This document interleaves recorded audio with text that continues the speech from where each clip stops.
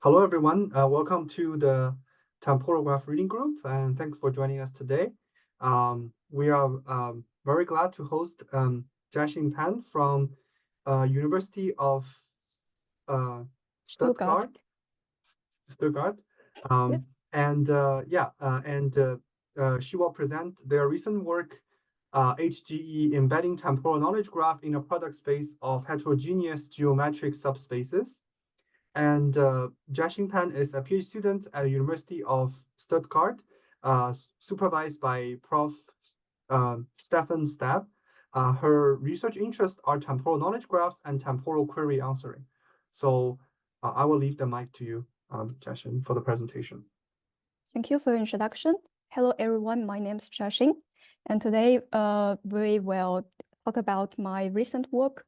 And it's a very complicated title, but the slide and the actual code actually is very simple. I will introduce it to my best. Okay. The presentation will be divided into three sections. And first, let's come to the introduction part. And first, let's go to what is a temporal knowledge graph.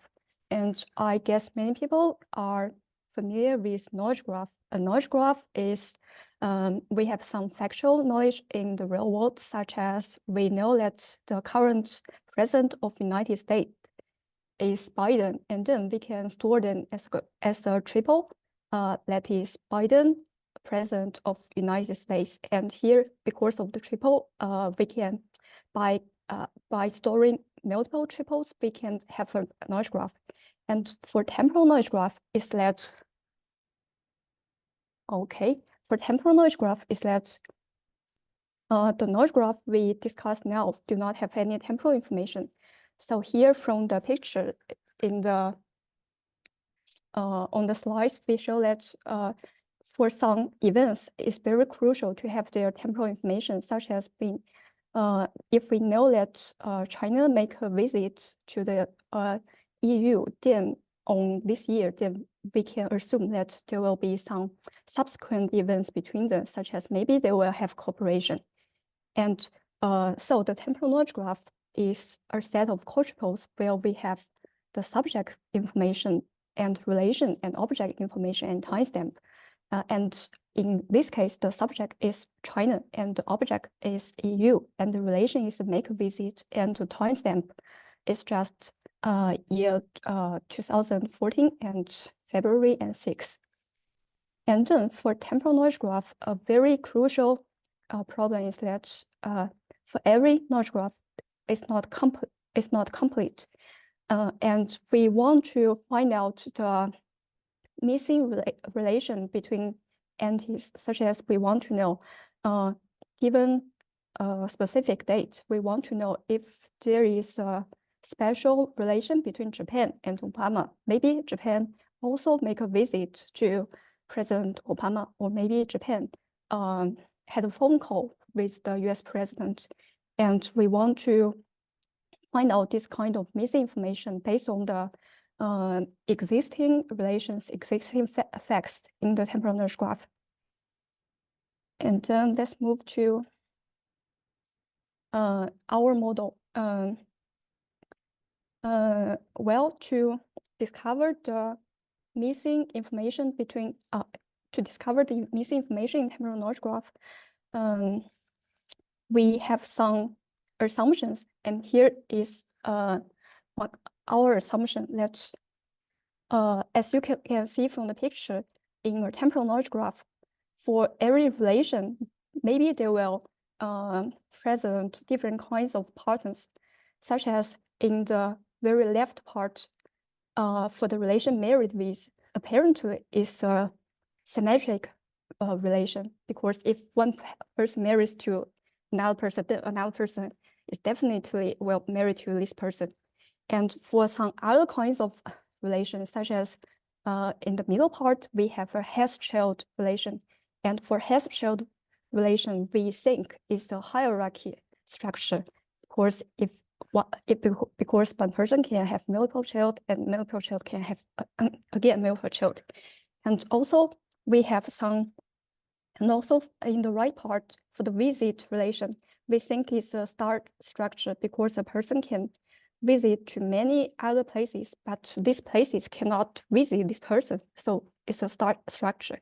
And our assumption is that maybe different kinds of geometric spaces are suitable to represent different kinds of patterns or different kinds of relations. Our assumption comes from the backbone models we have.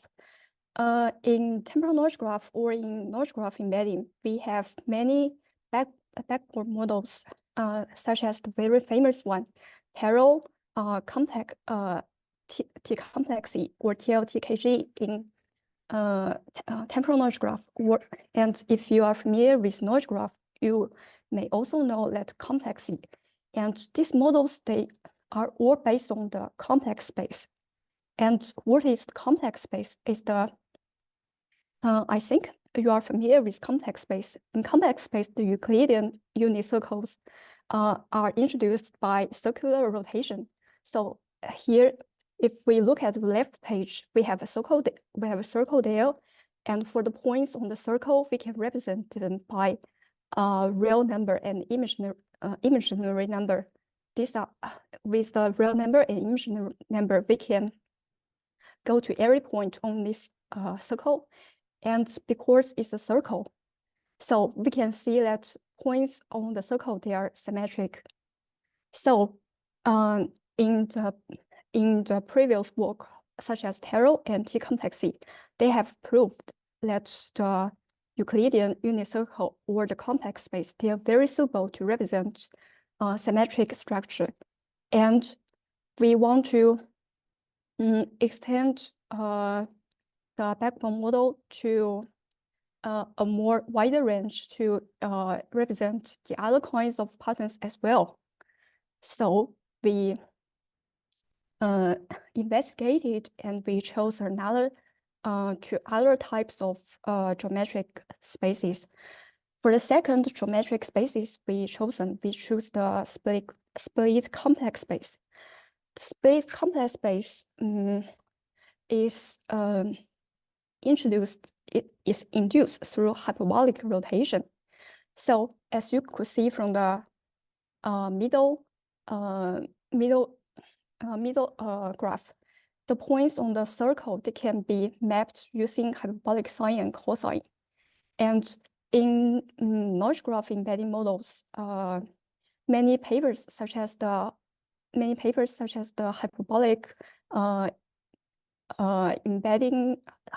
knowledge graph embedding methods, they have proven that the hyperbolic space is very suitable to represent hierarchy information. And following their work, we extend the hyperbolic space to temporal knowledge graph embedding as well.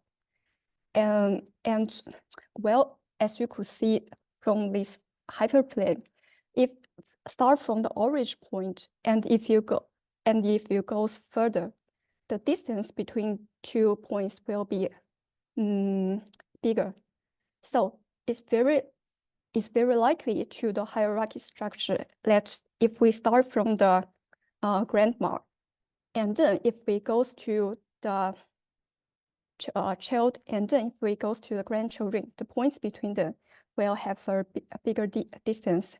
So we could use the split complex space to represent hierarchy structure. And finally, we chose in the right graph, we chose the dual space. And dual space is also very special. And well, as you could see in the right part, the points on the parallel lines, they are set to equal distance to the center in dual space. And this very special characteristic is very helpful when we want to model star-shaped subgraphs, because we assume if one person visits to different places, the distance between these this person and the places should be equal. So here's our assumption for the whole model. And although it's a very complicated assumption, but if we want to represent them, actually they are very similar to complex space. So the next part, let's go to the model structure part. And for the model structure, and the first thing we need to do is that here we want to use 3 different kinds of geometric spaces to represent different kinds of patterns. So we need to represent to these 3 distinct spaces, and to do so, yes, to do so, we will assign equal dimensional vectors to each space, such as for the in our experiment, we assign 500 dimension to complex space, dual space, and split complex space equally. And then if I think many people are familiar with the compact vector space. In compact vector space, the square of the imagery part should will be equal to -1, right? And So just a clarification question before we go too much into the math. So so can you go back like 2 slides to the architecture part you were showing? So yeah. Do you need to know in advance which relation goes to which hyperbolic space, like which geometric space? You need to choose that manually, or is it learned through the model? No, we don't need to set it manually. As you see, there is a temporal relational attention mechanism. Yes, we have 2 kinds of attention mechanism, and we will use the temporal relational attention to choose the suitable geometric automatically, and we do not need to choose it manually or to decide it in advance. But each relation is fed into 3 spaces. Yeah, 3 different. Yeah. Okay. Yeah. And then you use attention to learn which one is most important. Okay, got it. Yes. The thing is that even for each relation, the structure is also very complicated, such as if we go back to the visit relation, here the instances they can make up of a star maybe visit is not very suitable example, but even for one relation, the structure can be diverse, such as maybe we can talk about the consult relation. One person can consult the other person, and this person will consult this person again. This forms a symmetric structure. And also one person can consult the second person, and the second person can consult the third person. And if the list goes on, then it can also make up of a hierarchy structure. So even for one relation, the structure is diverse. So so we don't think it's a good idea to choose it manually, but if we learn it by attention, we can choose different makeup of each subspaces. Right, that makes sense. But here, this structure you are talking about is kind of similar to temporal graph motifs, right? So your star structure is like a star motif, and then your hierarchical structure is like a tree, like a subtree structure. And then you can also have cliques and so on, right? You can have a fully connected small clique of triangles or these kind of things. That's also very common. I guess that could happen in some relations too, like friends with, right? For example. Yes, it is possible, but we do not consider so many kinds of motifs when we do the paper, because for some kind of motifs, it's very hard to find a suitable geometric spaces. Yeah. Right, that makes sense. Thanks. Thanks for your question. And then for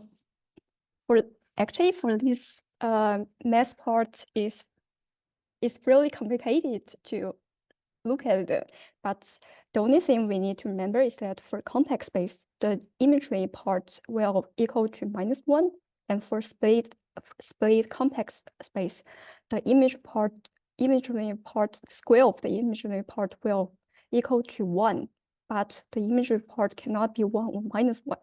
And for the dual vector space, the square of the imaginary part will be 0. We could just forget about this kind of complicated math things, and it's very complicated to see here, but actually in the end, we will use the score function of each space to integrate them. So at that point, it will be simple. But for this part, it's very complicated. And to be honest, I write this part is just to make it more complicated for reviewers. So let's move on.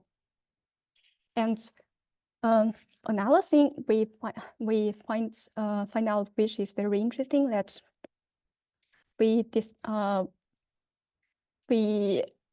adopt a strategy of which is called vector sharing. We talked before that for each subspace, we will assign equal dimensions for each space, which in our paper is 500. And then when we do the experiment, we find out that when trained to the best performance, actually the numbers in each subspaces, the real and imaginary vectors in each subspaces, they are almost the same. So which means actually we can just share these 3 parts, and then share the real and imaginary part between 3 spaces. And in this way, we can save a lot of storage. And also, because the real part and imaginary part, they are shared. So if you want to add more geometric subspaces in the future, it's very easy to go because it's shared for every different geometric spaces. The real part and imaginary part, they are the same, and they are trained at the same time. And then we have 2 kinds of attention mechanism. The first one is the temporal relational attention. And here, in temporal knowledge graph, we have relations, and we believe that the relations, they may have different kinds of changing behavior, such as for a relation, capital F, it will not change very soon, right? But for some other relations, such as consult, we assume it will change very often. So here, the first thing is that we, for each relation, we set up a static part and a dynamic part. And first, we have a static embedding, which is PS. This is the static relational embedding. And then we have a changing embedding, which is PC. And with PC, we'll multiply it with the time embedding, which is T. And so this part will capture the time changing behavior. And combine them, we can get a mixture of the static and changing behavior. And this is the first temporal relational attention. And so here we get, here we obtain a relation embedding which captured both static and changing behavior. Then we can use this captured relation embedding to decide to which extent the 3 geometric subspaces should be incorporated. And can I ask something here? Yeah. So you have the output from the 3 subspaces, and then you give that as the input to this temporal relational attention. Could you please go back to this formula where you have PS and PC as input? Yeah. How does what kind of output from the 3 spaces, how does this output map to PC and PS? Like, is PC and PS 2 different things? Yes, PC and PS, they are 2 different things. And PC and PS, they are relation embedding. And if we goes back to the representation of the 3 vector space, and here we can see that for three spaces, we all have the relation embedding, which is PC, PS, PD, which CSD represent the complex space. Yes. Here we have the relation embedding, and here I omit something for brevity, that here the PC actually there are two parts. There are one for the static part and one for the dynamic part. I omitted here to save some space. And here also, when we go to here, we have the vector sharing, which means that for three spaces, actually the PC, they're the same. So here, when we look at here, so the PC and PS, they are two different relation embedding, and they are shared across three spaces. Okay, I see. Thank you. Thank you for the question.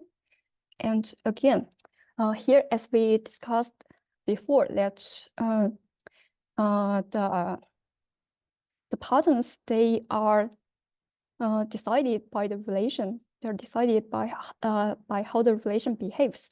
So right now we have the relation embedding, the mixed relation embedding from the temporal relational attention. So it is very straightforward to think that, oh, maybe we could use this mixed relation embedding to decide to which extent the information from different spaces should be mixed. And then so maybe let's start from this part. This part, as you see, is the attention mechanism. And here CI. CI, we will discuss it. CI is the scoring vector from different subspaces. And PST is the relation embedding we had before. And here we have the attention scores for different spaces, and how to calculate the scoring vectors. And here we goes back. Maybe let's go to the complex space first, which is CC. Actually, if you are very familiar with the knowledge graph embedding, such as the complex C, then it's very straightforward. It's just that we will multiple the subject embedding, object embedding, and relation embedding, and time embedding together, and we will expand them. Till we will calculate the real part and imaginary part, and some later on, and continuous. If we multiply it, and then after we expand it, we can get the final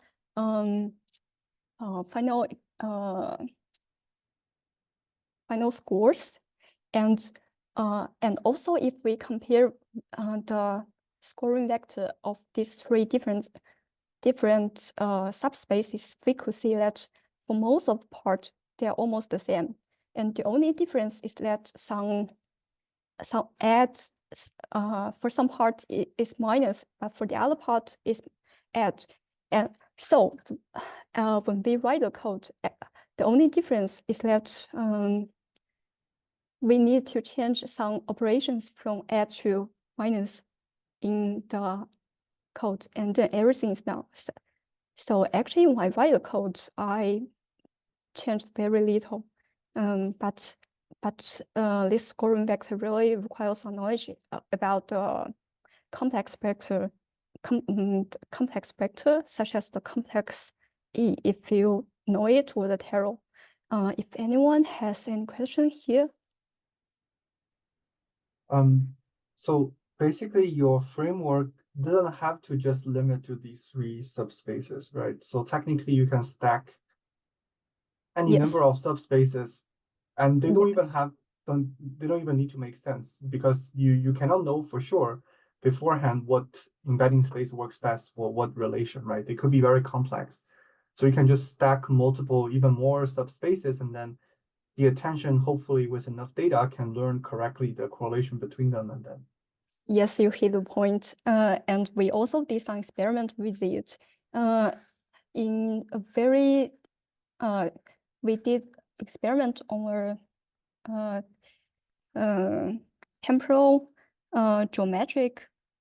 temporal, what's the word for the temporal and geography? we have geometric. Perhaps we have a data set which Temporal, spatial, temporal. Oh yeah. We conduct experiment on a temporal spatial knowledge graph data set, and we randomly mixed this kind of add or some other kinds of operation, and we found out some combination can perform very well, but you could not explain it. We could not find a very suitable explanation for it. That's our discovery. I see. Yes. So, right, that makes sense. Okay, thanks for the explanation. And I still a little bit confused about the sharing the vector. So, you use dimension of 500, and with neural networks, it's easy for them to learn like different weights and so on.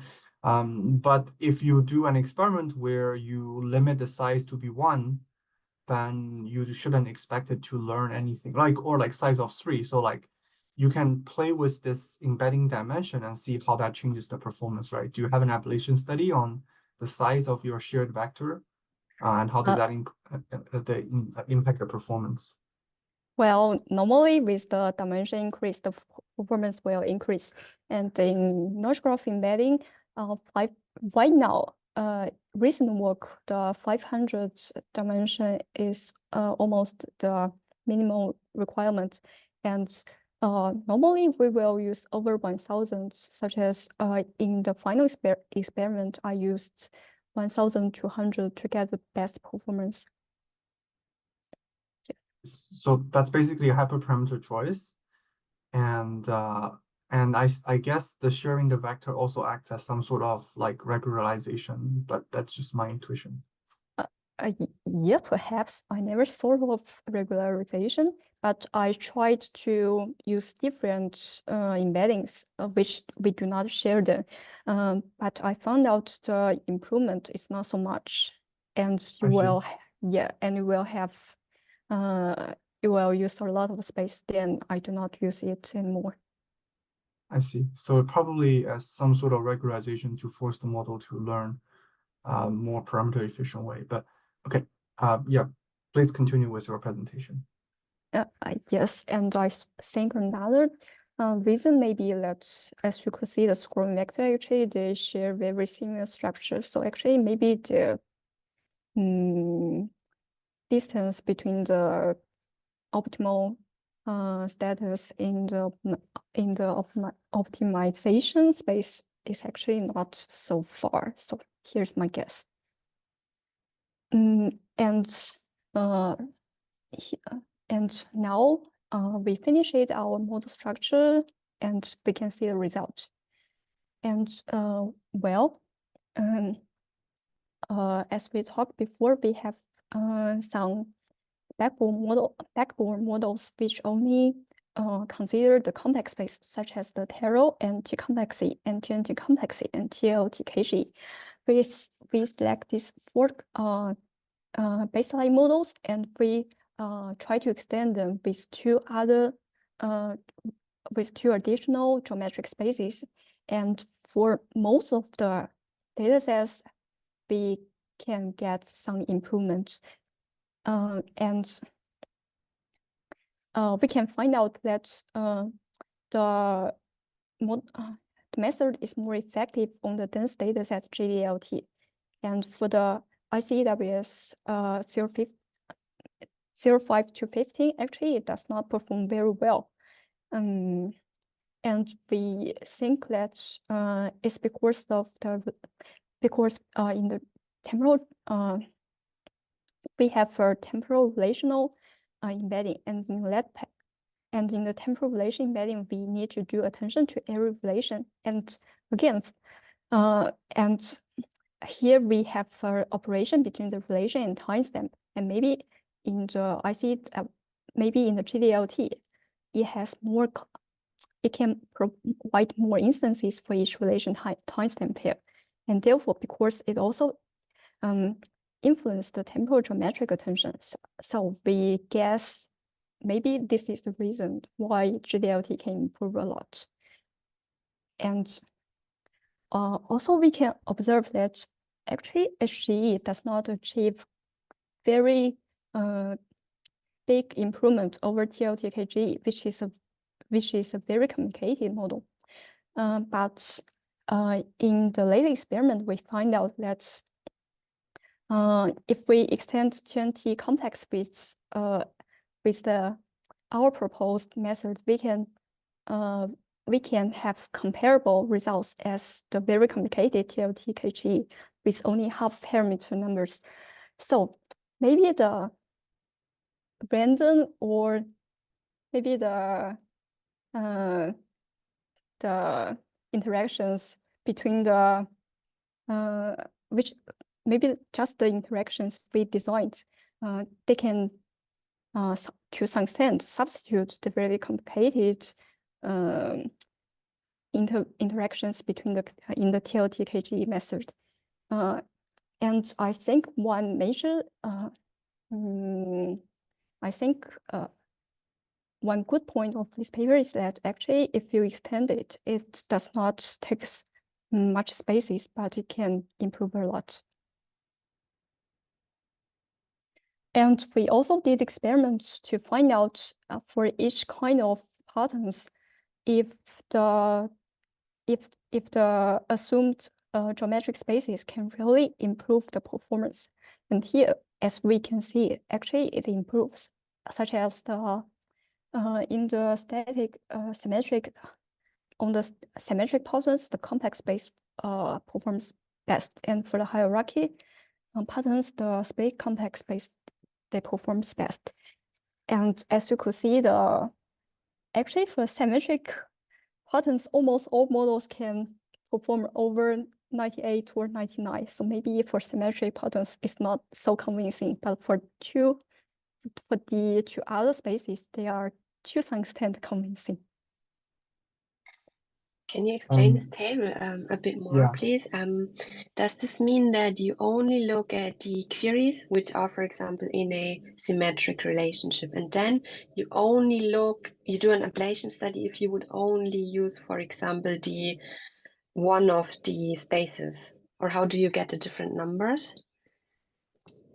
Oh, how can I get the different numbers for each unique spaces, right? Yes.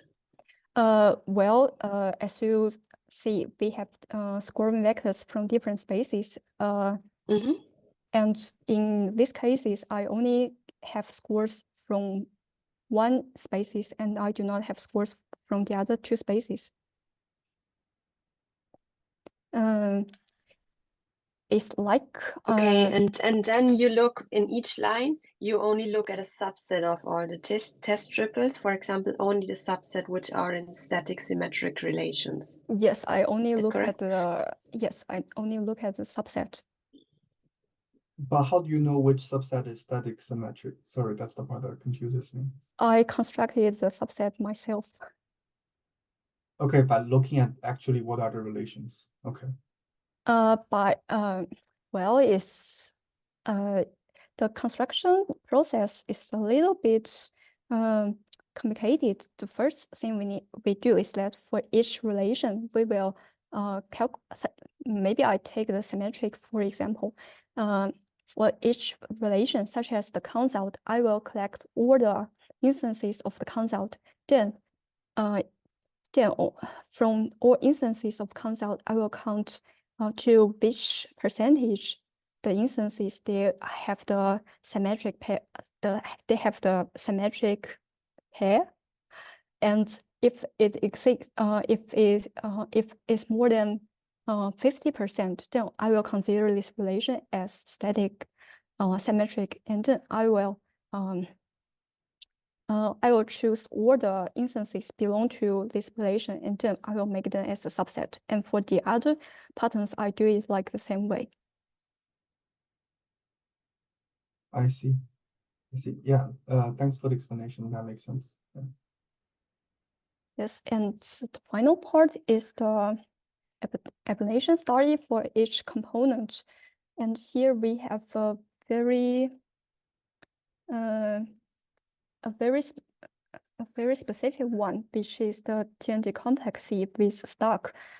This is another strategy in another paper, and their strategy is that they do not know the dimension space for each subspaces. They will manually select the dimension space for each subspaces, such as they will select 30 for the complex and then 40 for the split, and then the other are for the left one. And this manual selection is set as hyperparameters, and this is selected by running a lot of experiment and find the best one. And here, but here, as you could see, even with this very complicated strategy, it cannot perform better than our method. Another thing we find out is that for the temporal relation mechanism, actually it works well for GDLT, but not so well for ICEWS. One reason may be ICEWS, the relations in ICEWS are the relations of events, and most of them are things like consult or discussed by telephone, and almost all of them are dynamic relations. So actually it does not have any sense here, but it performs very well for the GDLT, as we discussed before. It is a very dense data set, so maybe the relation times them pairs, they are very beneficial for it. And that's all from my side. And do you have any questions?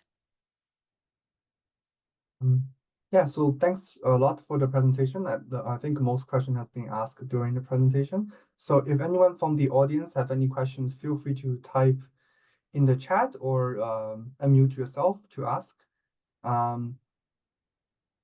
I think for the ICWS data set, one thing that's interesting is that the relationships themselves have some sort of hierarchy in their encoding, actually. When you look at the raw data source, I think there's some sort of hierarchy in how the relations are like in different tiers. But I don't know how that kind of like affects the learning. Yeah, so thanks for sharing your talk. It's like definitely very interesting. And if there's no questions from the audience, then we can like wrap up the reading group for today. And I will post the recording afterwards online once that's been processed. And yeah, so let's thank our speaker again for the excellent talk. And yeah, Thank you. see you all next week for the reading group.